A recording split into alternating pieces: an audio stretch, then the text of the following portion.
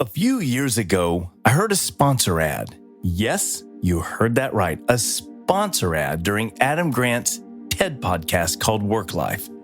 The ad shared a true story of Kelsey Nash, a customer care ninja who at the time worked at the men's apparel company Bonobos. Kelsey received an email from a customer named Derek who had one of his favorite shirts damaged in a house fire. Since Bonobos no longer sold the shirt, Derek was asking if there was a way it could be repaired or replaced.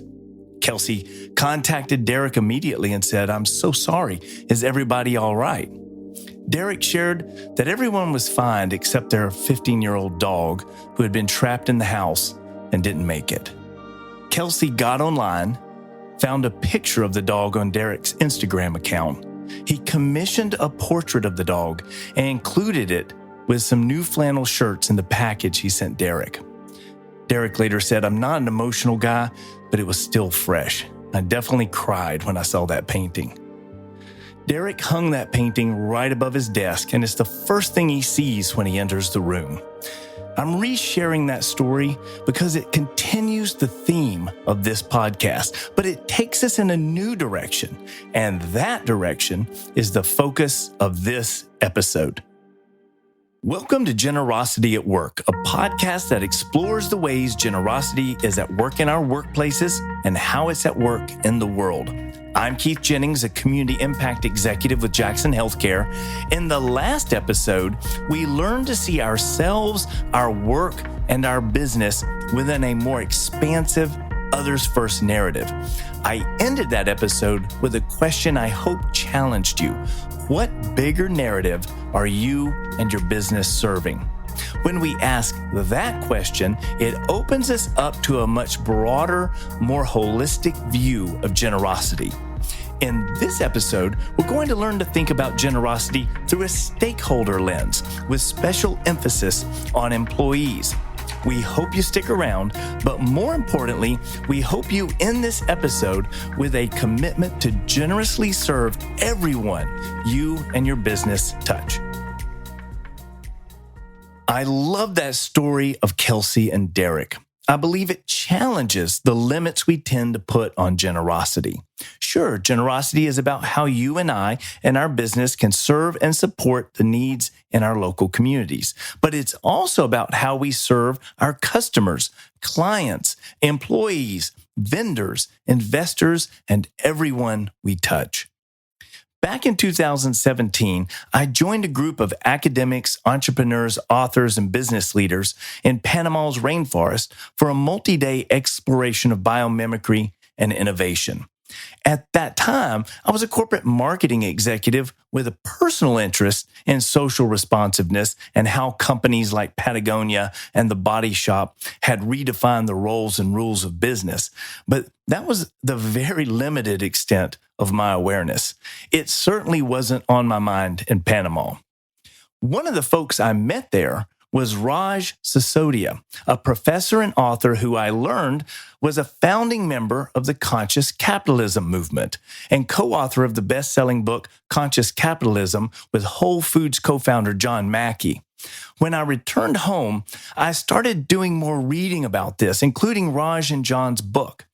By the end of that year, through an act of serendipity or divine providence, I made the decision to leave a 2-decade career in marketing to lead the community impact efforts for my organization. I entered the world of corporate social responsibility as an ignorant outsider. And in all honesty, I'm still quite ignorant.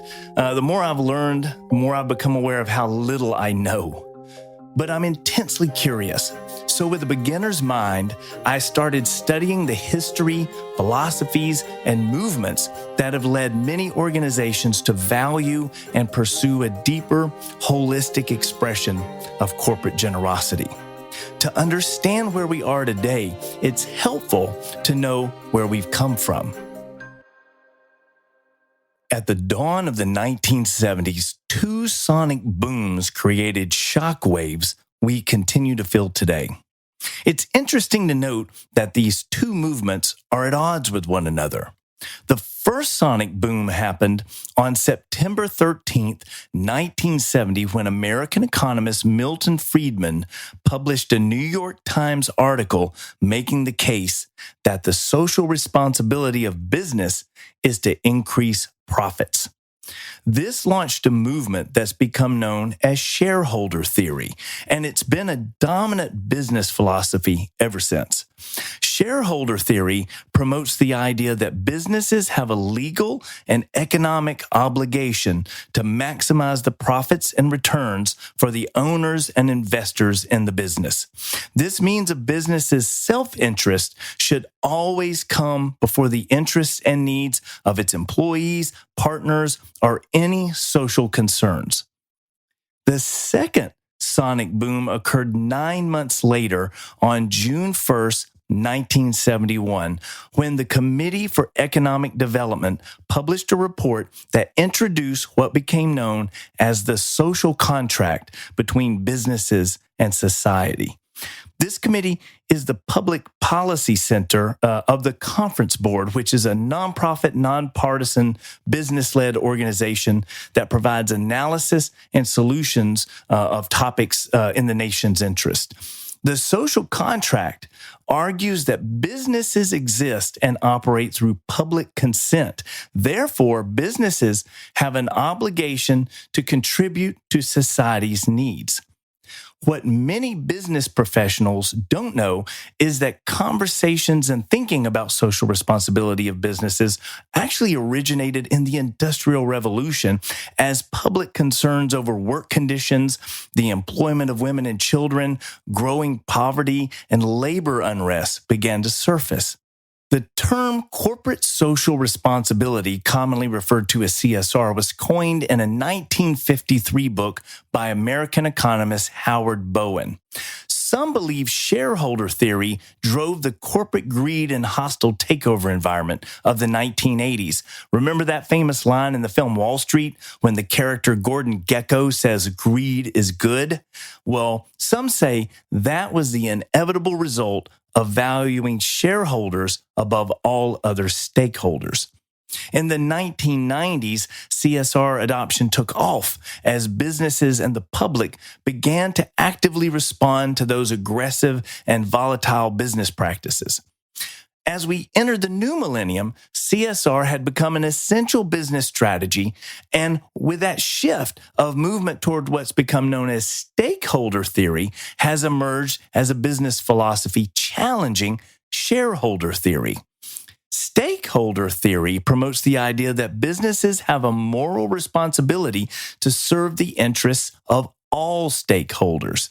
A stakeholder is defined as individuals or groups who affect or are affected by the business. These could be employees, vendors, partners, owners, investors, and the local communities in which they operate.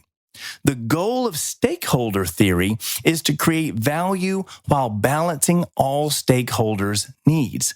That's the big idea driving Raj Sisodia and John Mackey's vision of conscious capitalism. It's why our organization joined other businesses in this movement as a sponsor and member. So that's a brief history of where we've come from and where we are today. So let's look at one of the key stakeholders in today's economy. Employees. What do employees value when it comes to generosity at work? We'll dive into this after a quick break. This program is made possible by Jackson Healthcare, a family of highly specialized staffing, search, and technology companies. Headquartered in Metro Atlanta, we're powered by more than 2,600 associates and over 20,000 clinician providers covering all 50 U.S. states. Recognized year after year as a great place to work, our mission is to improve the delivery of patient care and the lives of everyone we touch. We're always looking for bright professionals who have a drive to serve others, grow professionally, and do the wise thing. If that's you. Check us out at jacksonhealthcare.com. The purpose of this podcast is to challenge you and I as business professionals to broaden our view of generosity at work. Generosity isn't simply giving back, it's not just philanthropy, and it's not limited to how organizations impact their local communities. In today's economy, where talent is a top driver of business value, we need to make sure our generosity efforts include all stakeholders, starting with our employees. Each year, Go Beyond Profit and Georgia CEO have partnered to conduct a survey of Georgia employees and senior business leaders, and they publish their findings in an annual generosity report. This year's report did not disappoint. I want to share some of the findings with you. And now, this is a Georgia-specific survey, but I think it might be representative of employees elsewhere in the U.S. I reached out to my colleague, Sherry Sorrell, who serves as Senior Director of Business Intelligence and Analytics at Jackson Healthcare. Sherry analyzed the data in this report, and they found that there are three primary ways employees believe companies demonstrate generosity to them. The first is through pay equity. Here's Sherry. We asked what was important for both internal generosity and external generosity, right? We talked a little bit about how generosity begins at home. And employees were more focused inward in our last survey than they were outward because they had a lot of concerns coming out of the pandemic. We've talked about how mental health is a big issue. So really, a lot of them were looking inward. And the number one thing that we heard that they want as an expression of generosity is pay equity. But it's not pay equity like you would think it's pay equity. We did a little bit of a survey on the back end to kind of dig into this a little bit. And we found that it's loyal employees that were concerned about pay equity because during the Great Resignation, new employees that were coming in order to get them in the door, were making a lot more money than those loyal employees were. And if there's a disparity, people are going to hear about it. And they did. So it wasn't a male-female pay equity issue like you normally think about when you hear pay equity. It was a loyal employee versus employees that came in during the Great Resignation issue. The second way companies demonstrate generosity to employees is through flexible work schedules. And again, that is something that you wouldn't ordinarily think of, right? As if everything in this survey had a little bit of a twist on it, which is kind of interesting.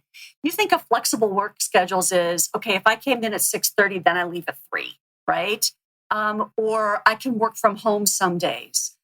But I think what employees really value from their employers is the flexibility to take care of things that they have to take care of in their own lives without having to take PTO. So, for example, if the school called in the middle of your workday and said, hey, Keith, one of your kids is sick, we need you to come pick that child up. It's the employer giving you the flexibility to say, yes, go take care of your child and finish your day up when you have the chance from home. So it's that flexibility to take care of the other important things in your life without having to take PTO to do so. And, just knowing that your employer is compassionate enough that they will allow you to do that, I think can also mitigate that desire that, well, I think I should have to work from home. It's employers want their employees to be in the office now. That's important, right, to maintain culture. And we've seen a lot of the big companies in the country saying, no, you need to come back to work. But if employees know that they have the flexibility to take care of other things that are important to them on company time, if need be, to them, that equates to flexibility. The third way companies demonstrate generosity to employees is through mental health support. Coming out of the pandemic, mental health was a big issue. It's still a big issue. And in this survey, we explored mental health a little bit deeper to talk about burnout, right? And a lot of people said that they rated their mental health overall as pretty good. But when they said, how is your mental health having an effect on your job? Job stress is a thing. And people are feeling that job stress. Mental health support in the workplace is very important to mitigate some of that job stress, especially with the Great Resignation. We asked our loyal employees, to take on more of the workload when people left. And they've been carrying a pretty heavy burden. And a lot of them are burned out. So how do we address that burnout? And because, if employees are burned out, they're not engaged and they're not doing their best work. Pay equity, flexible work schedules, and mental health support. That's at least how employees in Georgia perceive their employer's generosity.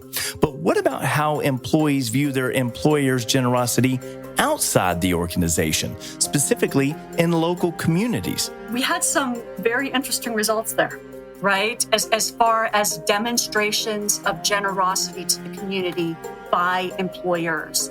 Number one was financial contributions, right? And tied for number two were matching gifts and sustainability. And that was a very interesting thing because that sustainability, there was a real gap between the number of senior leaders that said they provided that and the number of employees that said they wanted that. The lesson in this episode should be obvious by now.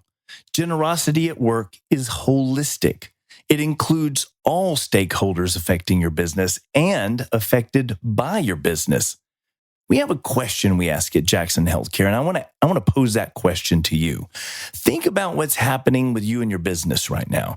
Think about the key projects you're investing in, the core challenges and obstacles you're facing, the opportunities and threats that lie before you. We continually face tough, complex decisions in our work as well as in our lives. Should we take the job and move our family, or should we stay where we are? Should we enforce the terms of the contract or prioritize the relationship with the client? Should we take a hit in the short term in order to serve the long term, or should we focus on the short term and let the long term take care of itself? When you face these kinds of decisions, imagine yourself 5 years from now looking back on the decision you're about to make and ask yourself this question: what will I be most glad I did? That's the wisdom question we ask ourselves. Because whether or not each decision turns out to be the, quote, right one or not, we can at least know we made it for the right reasons. When you look back on this time in your career and business, I believe you will be glad you chose to be more generous with everyone you touch and serve. The best time is now to foster a culture of generosity within your team and organization. Like Kelsey at Bonobos, you can go above and beyond for your employees, customers, partners, providers, and investors, and still grow your business. It's more likely a generous focus on all of your stakeholders will ensure growth. But how? How can you know where to focus and where to invest and where to activate generosity? None of us have unlimited resources, right? Well, in episode 5, we will look at a strategic framework that can help you get started. Until then, be more holistic with your generosity efforts. Generosity at Work is produced by Jackson Healthcare's Love Lifts Community Impact Platform. This is a free resource for professionals seeking to go beyond profit and be a force for good in their communities. Learn more about Jackson Healthcare and its community impact work at jacksonhealthcare.com.